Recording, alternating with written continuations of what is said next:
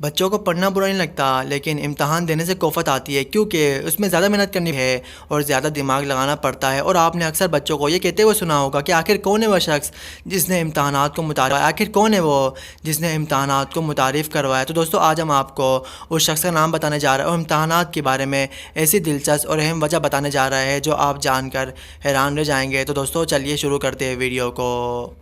امتحان کو متعارف کروانے والے شخص کا نام ہنری فسکل ہے۔ اس نے 19ویں صدی میں امتحانات کو متعارف کروایا۔ یہ ایک امریکی بزنس مین اور فلسفر تھا۔ دوستو آپ کو لیکن یہ بات جان کر حیرانی ہوگی کہ سب سے پہلے امتحان امریکہ میں نہیں بلکہ چائنا میں لیا گیا۔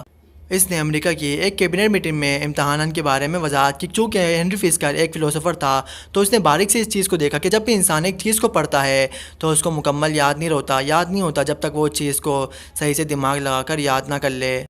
بار بار اس چیز کو جب تک یاد نہ کر لیا کرے، اس چیز کو جب تک غور نہ کرے، تب تک تاریخ اور فلسفے اس وقت تک یاد نہیں ہوتے۔